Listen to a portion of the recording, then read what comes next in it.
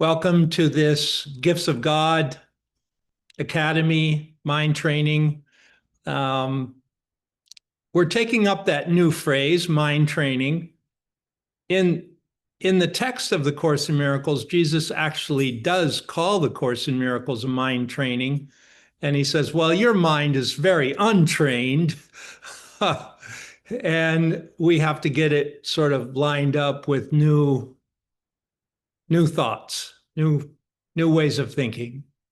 So he calls it a mind training. So I think that's the perfect name for this.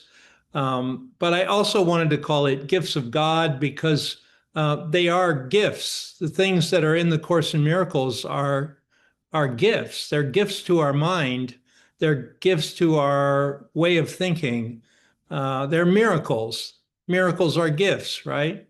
And they bring us to a different state of mind, one that maybe we haven't experienced before. So that's why I called it the gifts of God.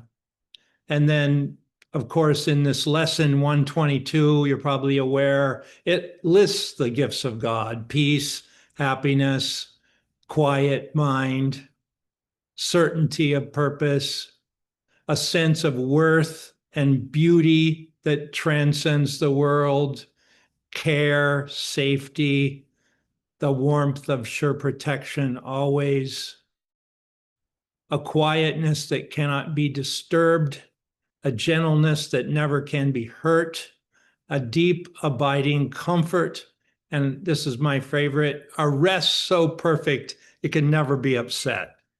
Now, I'm not sure we have realized those gifts, but they're being offered. I think it takes a deep connection and also a deep self-honesty, meaning we know the gifts intellectually, but are we realizing them? Do we have a sense of deep abiding comfort? Do we have a sense of this rest so perfect it can never be upset? Probably not. There probably are some things that upset us in life, and we have to apply then the lessons, the miracles, to undo the reactions in ourselves. So the gifts of God offers that, and the mind training offers that. And I'm glad to have you here, and thank you for showing up. I'm showing up more. Sandra and I are showing up more on social media, and it's starting to become a joy, not a chore. So that's good news. We're making these reels on Instagram, little 3-minute talks. We're making little stories. And we're starting to really enjoy that and get in the rhythm of just doing that on our daily life. And at first, it seemed like, isn't that just self-promotion? Isn't that just like, kind of self-aggrandizement or self-promotion? But then some of our guides, our very dear guides to us, said, no, it's just you're showing up and people can't find you unless you show up. And I thought, wow, that's a great way of looking at it. Like if you don't show up on those media where everyone's hanging out, they're not going to find you. So you have a responsibility to show up and give them an opportunity to find you. So that's what we're doing, and we're starting to get in the rhythm. And thanks for bearing with us in these transitions. And we're so happy and grateful to have the social media on which we can show up, this being one of them, Zoom. So we're very grateful about that. Today, I wanted to talk about grace. But I also wanted to talk about something even more deep, if you will, than grace. I think we all kind of have this concept of grace. It's like, when things go well and God is like, or these divine forces are blessing us, lining things up, making things run smoothly without too much of our own effort. Our mistakes get corrected in a hurry, and we can change course fast if we need to. And there aren't too many consequences from our wrong actions. Uh, even though they're wrong actions, we're not quote unquote punished for them. We're shown another way to go. And, if we can change our course and go that way, and also admit we made a mistake, then there's no consequences to the mistake. We just change course and go another way and leave the past and leave the mistake in the past as well. And that's grace.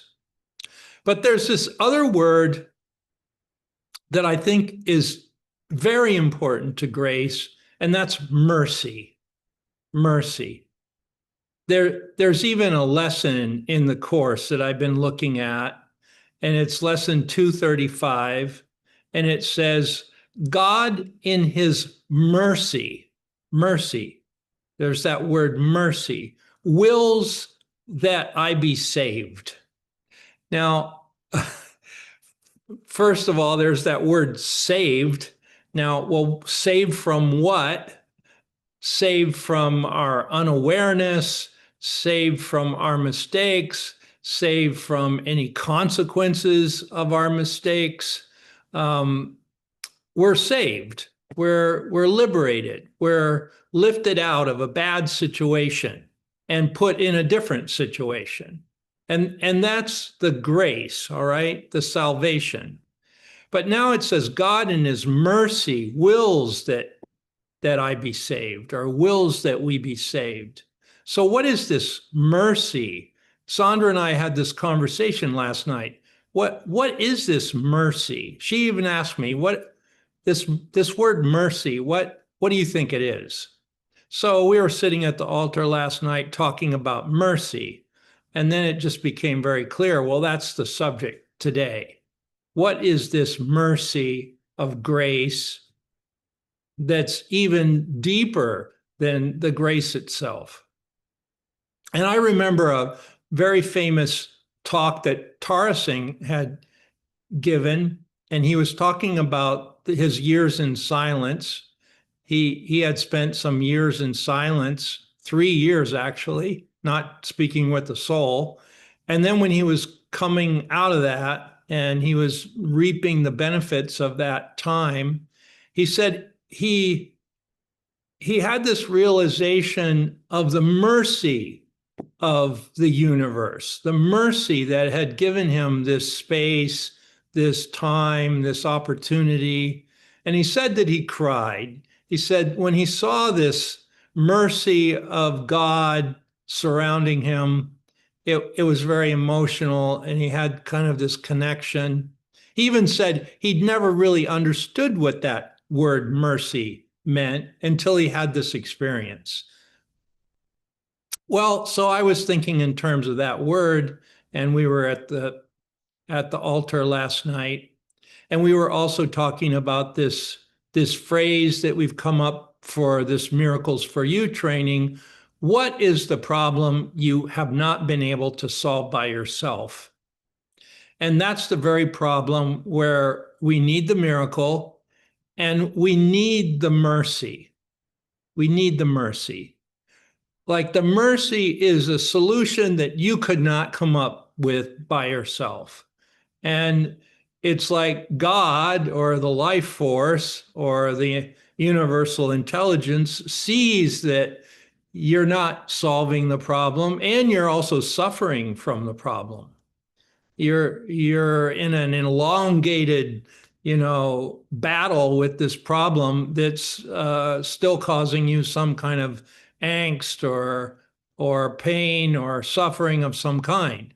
So you need help to escape from this, whatever it is, whatever the problem is, right? So then it says, God in his mercy wills that I be saved. wills that I have the solution, wills that I am free of whatever this problem is, right? So I think for Tara Singh, it was very deep.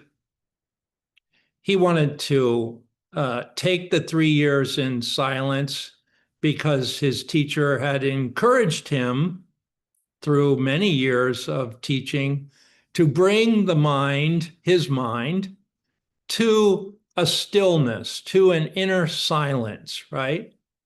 He wanted to see if he could stop his thinking, stop his own thought chatter, which is the purpose of meditation, really. All meditation is leading us, all yoga is leading us to that stillness of the peace of God within ourselves, where we're not affected by external, and we have that certainty of our connection to higher forces.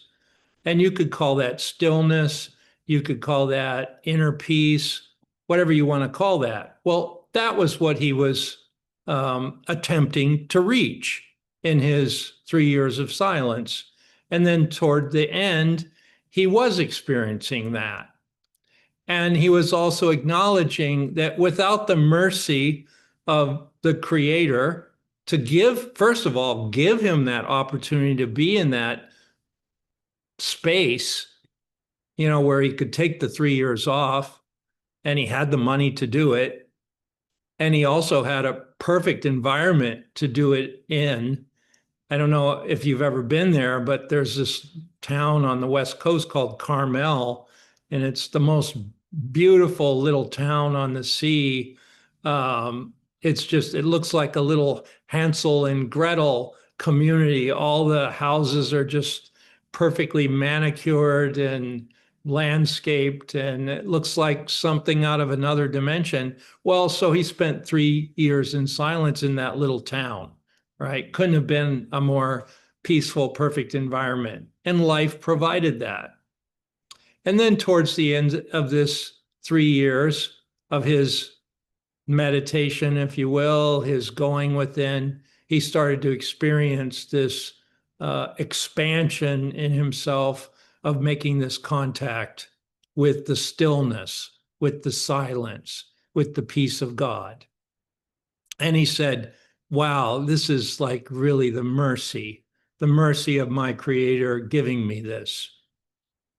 So we deserve that too. What is the problem in our life that we have not been able to solve by ourselves? It could be in many different areas. Could be your work, it could be your relationship, could be your health, could be a body issue that you've been grappling with for years or longer, whatever. But it's some problem you have not been able to solve by yourself. I wanted to talk about that today. I wanted to see if we can make the contact with this mercy of the peace of God. So this lesson, see if I can pull it up. Yeah, it's lesson 235. And it says, God in his mercy wills that I be saved. God in his mercy wills that I be saved. I need but look upon all things that seem to hurt me, and with perfect certainty assure myself, God wills that I be saved from this, and merely watch them disappear. Okay, so let's look at that line. What are the things in your life that seem to hurt you? Is it a relationship? Is it a career issue? Is it a part of your family dynamics? Is it some way you're relating to a partner or even another family member? Is it some sense of lack, some sense of not enough? just what exactly is this thing that seems to hurt you? You have to do an inventory. You have to put your finger on it. The Course in Miracles is not a theoretical book. It's not a theoretical set of lessons. It's a practical set of lessons. And it's asking us to look within ourselves and do an inventory, do an assessment, do an overview of what's actually going on in us, which, by the way, is the purpose of breath work too. When we give someone a session of breath work, we're trying to get down to their status quo of what's actually going on in them. What is making them tick? What are their fears? What are their problems? What are their stuck places? So that would be this: all the things that seem to hurt you. That's the part we have to look at to apply the miracle. But we have to look at it. We have to be very clear. So for Tara Singh, it was, oh, my master teacher has told me I have to bring my mind to silence. And when I sit, I notice my mind is not silent. My mind is all over the place with concerns and these thoughts, and it's not trained. My mind is not trained. It's not in a state of peace. I want to see if I can bring my mind to a state of peace, inner peace, with no problems, no worries, no concerns. So that's what he saw was hurting him: a mind that was not trained, a mind that was not still, a mind that had all kinds of anxieties, worries, plans, that sort of thing. And he wanted to see if he could silence that, which he did. So I need but look upon all things that seem to hurt me, and with perfect certainty assure myself, God wills that I be saved from this, and merely watch them disappear. Okay, so now this is an interesting statement. If you said to yourself, God wills that I be saved from this, whatever this is, whatever this thing that's causing you pain or seems to hurt you or, give you concern, that's on the table now, we're looking at it. And now you're saying to that thing, God wills that I be saved from this. Now, the next question I would ask you, and I would ask myself, how much do you trust that God willing you to be saved from that is going to save you from that?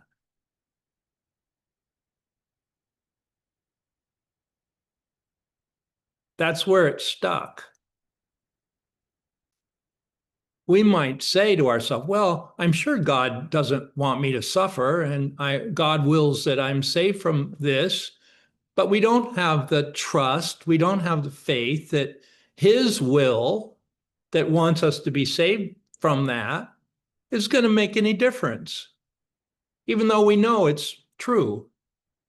So there's something in us that can't receive, right? It can't receive the healing. It can't receive the will of the Creator to free us from our problem. We don't fully believe that that power of that divine will can make any difference in our life. We don't fully trust it.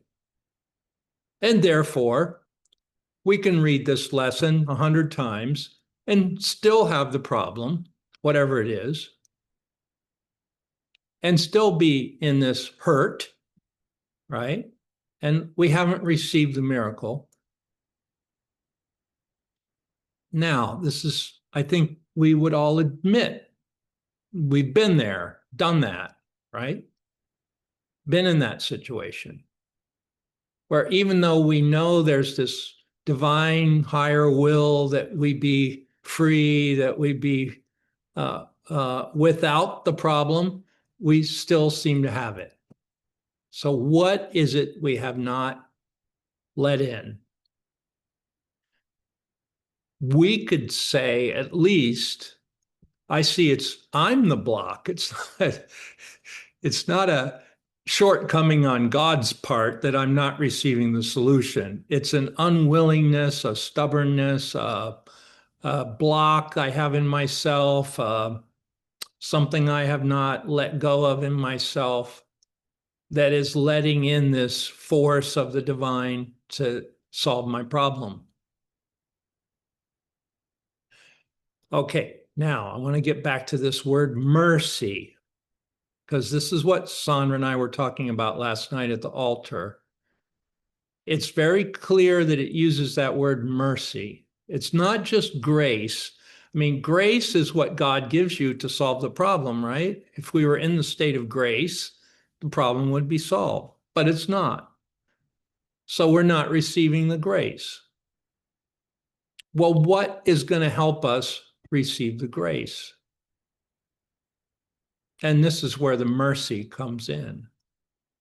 It's like the divine force knows that you have not received. You're blocking it with some kind of unwillingness, some kind of lack of trust, lack of faith, some kind of thought, oh, that's not possible. You're blocking it. Well, it's like the divine creator is saying, I know you're blocking it. I know you're stubborn. I know you're not letting go. I know you don't trust. I know you still have this thing that's causing you some kind of suffering,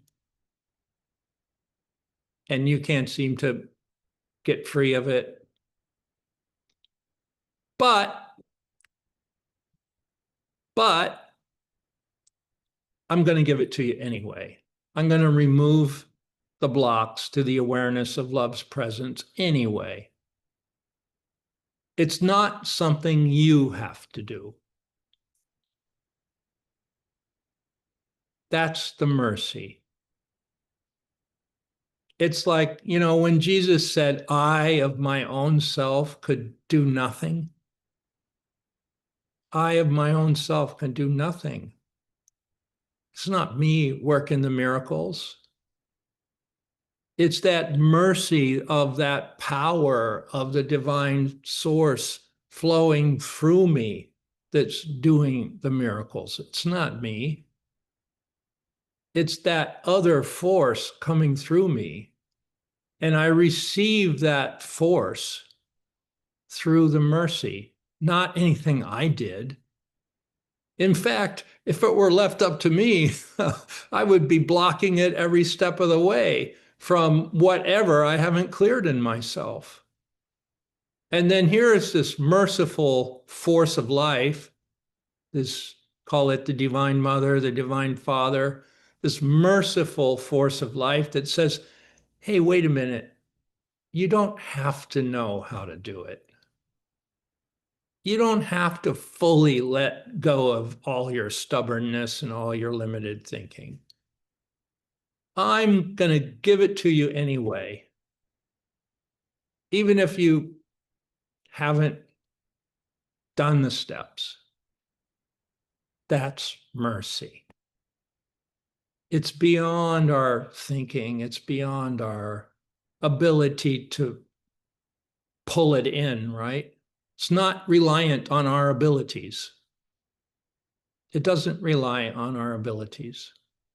Now, that's not to say that having a spiritual practice is unimportant. It is. Even the mercy, you have to be somewhat awake, paying attention to it in order to receive it. So you do need to show up as some of our friends are saying to us, you have to show up.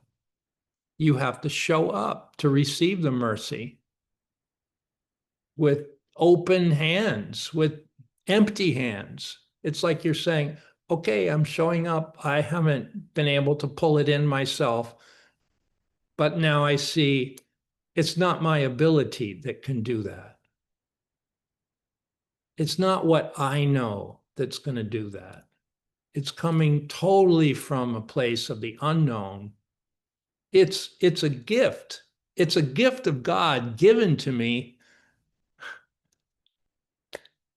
I feign to say whether I deserve to receive it or not.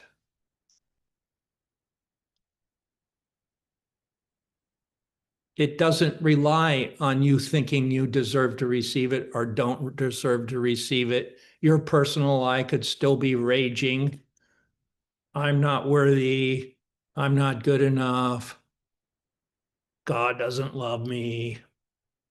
Whatever that is, that force of life doesn't care. It's going to give you the miracle, the healing, the solution to the problem anyway, whether you think you deserve it or not. God, in his mercy, wills that I be saved from this. That's all you need to say. God wills that I be saved from this. Any problem in your life, say that line. And then try to make this contact with the mercy. God's going to give it to me, even if I have no idea what I need to do to receive it.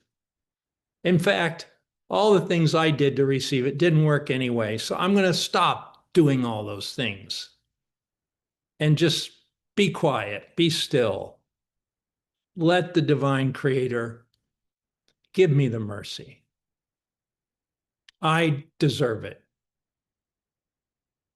I need but keep in mind my Father's will for me is only happiness. To find that only happiness has come to me. Well, can we embrace that?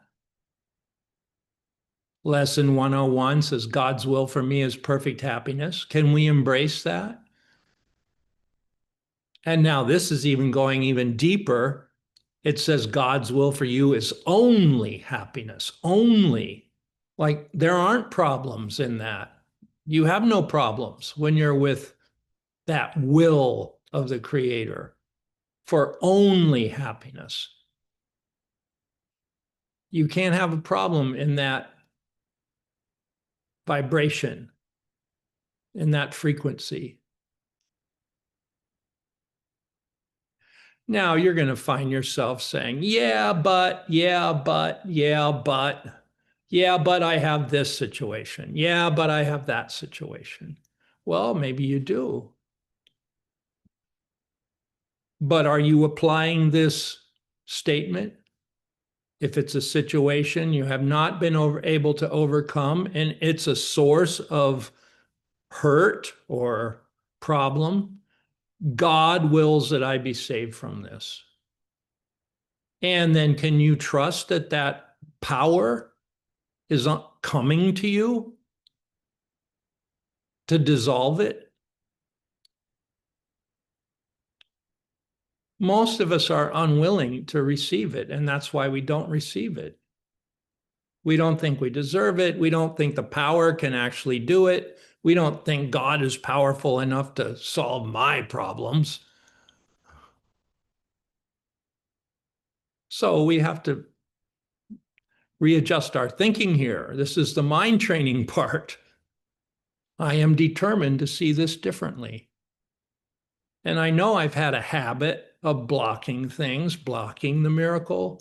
I've had a habit of not trusting. I've had a habit of indulging in my problems. But we have to look at that and let go of that.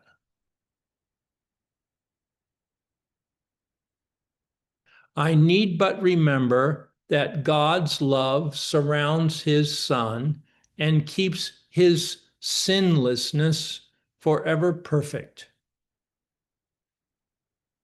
So whatever unwillingness you had, whatever trials and tribulations you went through trying to solve a problem that you never could, no matter what stuckness you experienced, you still have to see God's love surrounds his son, that would be you, and keeps your sinlessness forever perfect. Sinlessness. That's free of all problems, free of all judgments, free of all grievances, free of all fear, guilt, anger, sinlessness.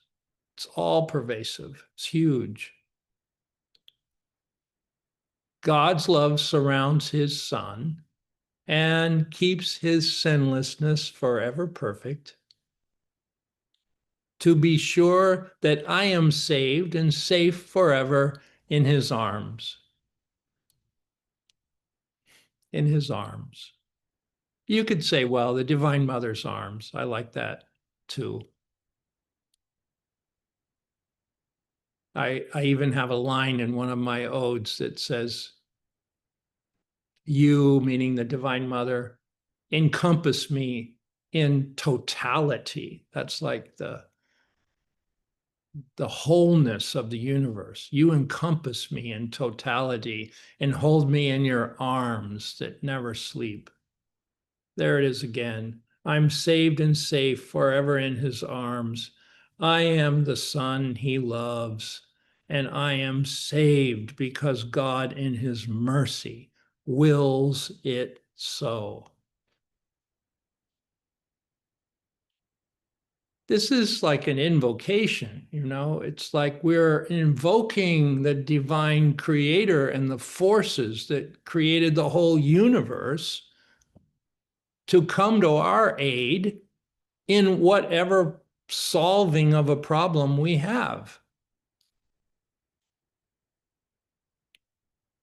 That's what the first line means. I need but look upon all things that seem to hurt me. That's your problem, right? With the perfect certainty. Now, perfect certainty. Let's make contact with that in this hour so it's not wasted. We gather together to give attention to certain words that have a power, and we have to make the contact with them. So if it says, apply this sentence, God wills that I be saved from this, let's walk away with the perfect certainty that that's going to make a difference.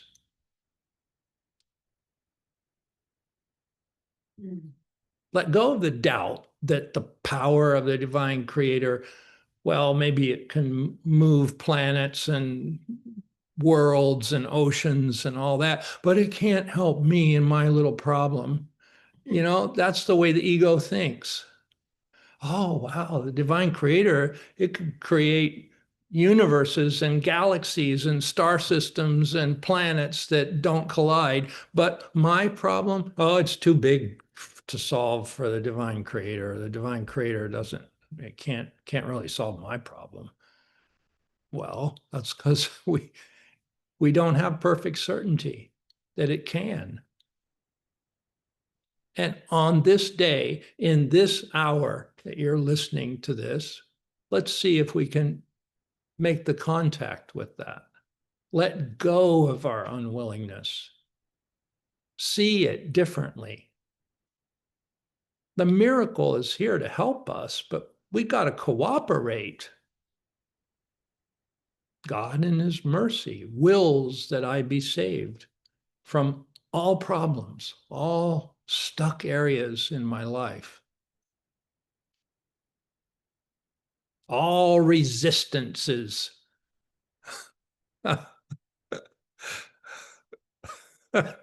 All resistances, our our very good guides were saying, look, you got to get yourself out there in social media and you got to do this and this and this and this. And I'm saying to myself, oh my goodness, oh, all of that? And at first it seemed like a lot, but then once we got in the swing of it, it got a little easier, a little less resistance on my part. Then I could start to see, well, yes, this is a good thing, showing up. It's very good to show up. We were showing up maybe 30%. And now we're showing up maybe 70%. There's still some ways to go, but we see the difference. Oh, wow, if you show up 30%, you get all the lack of attention, right? You show up 70%, wow, you get 40 more percent attention. So we're going to keep going, keep moving forward with perfect certainty. We're going in the right direction.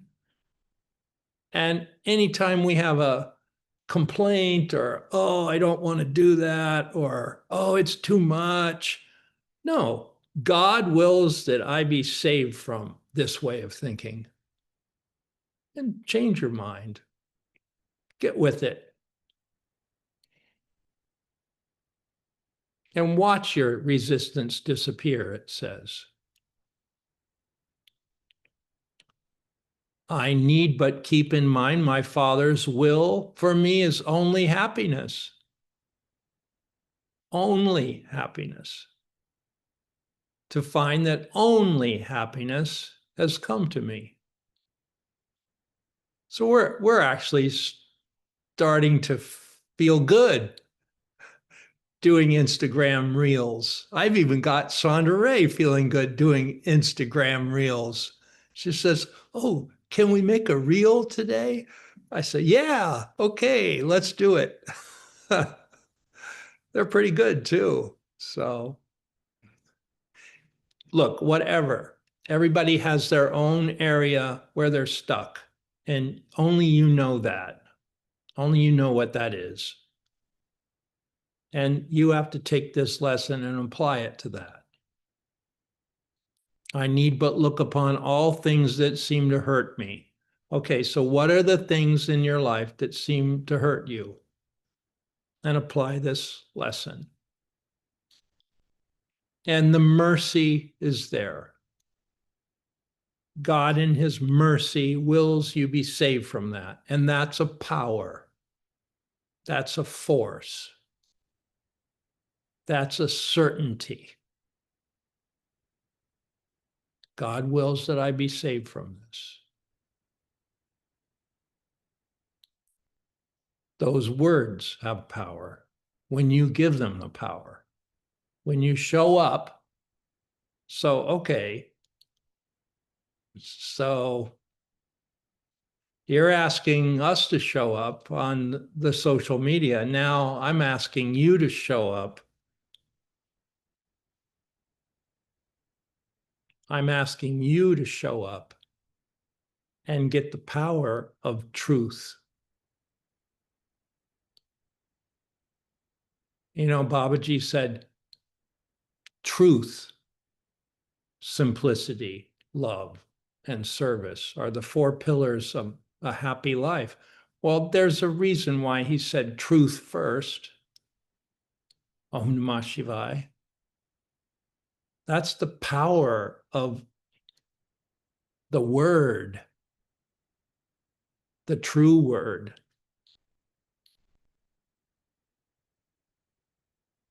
We have to make contact with that power of a true word. That's why the whole purpose of mantra,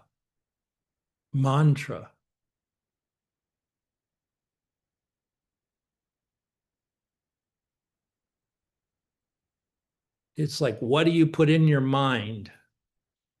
True words, fearful words, doubting words, untrusting words? No, true words. God wills I be saved from this, whatever it is. Doesn't matter what it is. Anything that's giving you a problem or pain or concern or whatever. God wills that I be saved from this. If you walk away with just that one line, God wills that I be saved from this, and you get in the practice of applying that to anything you don't like, anything that's going off, moment to moment in your daily life, you'll see a difference. It's like you'll nip it in the bud, as they say. You'll clip it off before it even turns into a problem. And merely watch these problems disappear. Only happiness is God's will for me. Yeah, we're too tolerant of the unhappiness in our life that we have made up. Why? Oh, I've had that problem for a long time. I don't think I can get over it. I better just learn to live with it. Isn't that the thinking of our logic? Oh, I better just learn to live with it. Yeah, somewhere Sandra said, yeah, we learn to tolerate a level of misery, and then we call that difference happiness, if we can tolerate it. So this is saying, no, don't tolerate it. Apply the principle. God wills I be saved from this, and receive the mercy. And you don't even have to know how to do it. That's what mercy is. You don't even have to know how to receive it. Just be open and trust that these true words have power. And you can invoke them. Why? Because we're all God's children, and the divine creator knows we're down here doing little naughty things and things that we don't even know what we're doing, and there needs to be some mercy to get us straightened out, right? Okay, fine. So there was that one. God in his mercy wills that I be saved. And then I saw this other part in the text. It's in chapter 3, section 6. It's just one line, right? Or one or two lines. God offers only mercy. Your words should reflect only mercy, because that is what you have received, and that is what you should give. Justice is a temporary expedient or an attempt to teach you the meaning of mercy. So this is a section where it's saying, give up your judgments, and receive this final judgment of mercy from your Creator. God offers only mercies. Your words should reflect only mercy. All right, so are you giving other people mercy? Or are you holding them accountable for their mistakes? Well, there is a degree of accountability that we all have to rise to, but that's not with a blame attached to it. You want to be absolved of your errors with mercy. So can you resolve and give other people resolution to their errors with mercy? Not blame, not with attack, not with, oh, they did this and they should reap the consequences of it. This is a deep lesson. I think it's also a lesson that Sandra and I are getting now. How do we make the correction? With the mercy, with the gentleness, with the freedom from judgment. freedom from judgment. I mean, it's hard enough not judging ourselves. We make a mistake. The first thing, oh, I was so stupid. Oh, how could I make that error? All the guilt we heap on ourselves for making a mistake, right? We've all done it. And then, okay, then we notice we do that to other people too. Oh, they did this thing, and oh man, that relationship is over. And so we're not giving the mercy, and we're not receiving the mercy. So now it's time that we receive the mercy. We apply the gentleness. In the gifts of God, it says a gentleness that never can be hurt. Never can be hurt. A gentleness that never can be hurt. We are gentle, and we trust that we have the mercy of our Creator. And even errors that we correct, there's a joyousness in it. There's no hurt. There's no blame. There's no make wrong. There's no guilt. There's no regret, right? Those are hurtful.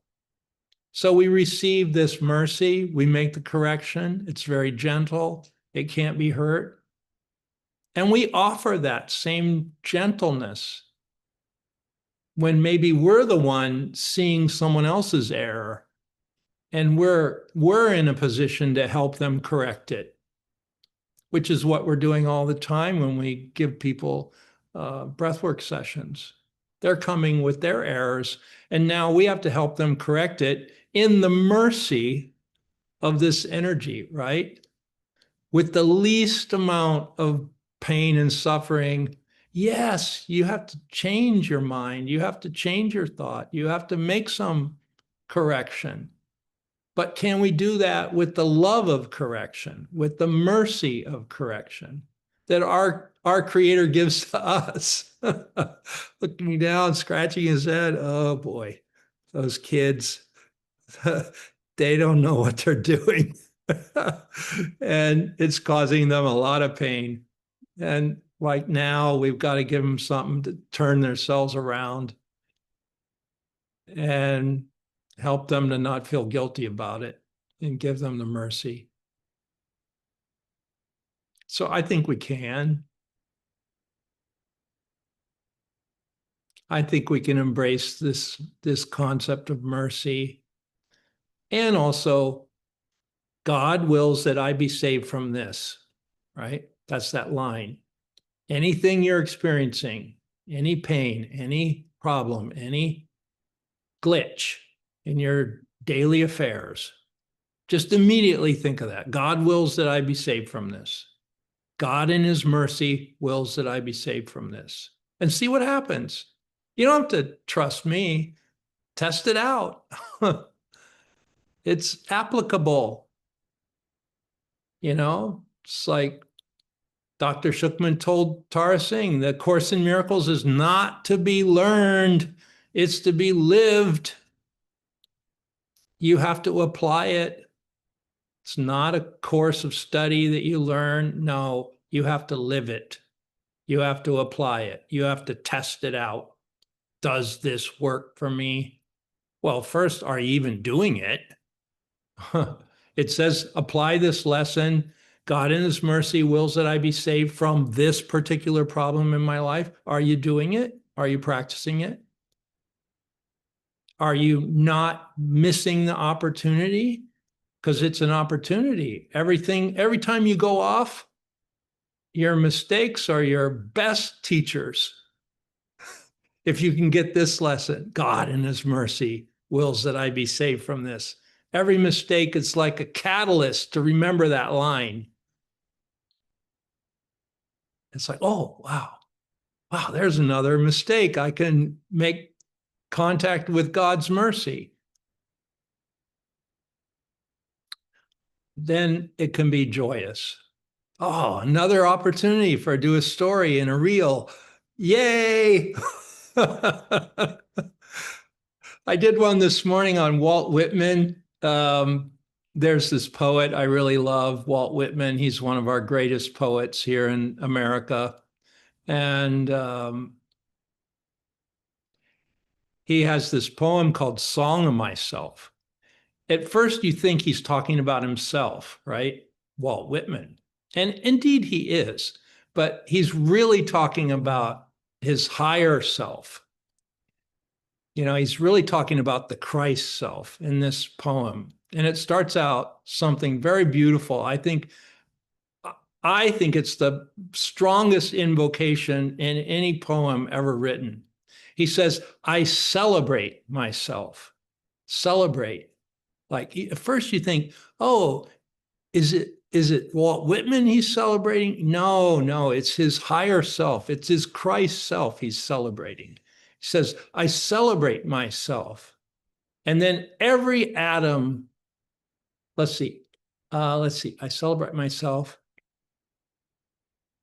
And every atom belonging to me as good belongs to you. So he's observing things, right? And he's saying, every atom I see in all creation that I'm going to write poems about, every atom that belongs to me as well belongs to you. And then he says, well, I loaf and invite my soul. So that's the key where he says, I invite my soul. What's that? Well, that's an invocation. I'm inviting in my soul. I'm inviting in my higher self. I loaf and invite my soul. And then he says, I lean and loaf at my ease, meaning he's got nothing else to do. He's just inviting his soul and he's appreciating the mercy of God's care all around him. And he's leaning and he's loafing and he's observing. And then he says, I lean and loaf at my ease, observing a spear of summer grass, like like a blade of grass, right? He's still and he's looking and he's saying, wow, that blade of grass is so beautiful. It's like the whole universe is in it, right? So this is Whitman, and he's one of my favorite poets. So I made this little reel today about that invocation, and I felt the mercy, I felt the love.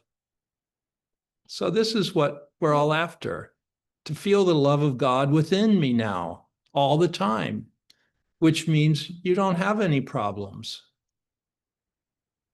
You don't have to worry. Your needs are met, the love of God is there, and you can feel it. And if you got a problem, just say, God in his mercy wills that I be saved from this. See what happens. See what happens. I think your problem will be solved. So, Boli Baba Ki Jai. Thank you all for joining us in this. We'll see you next week.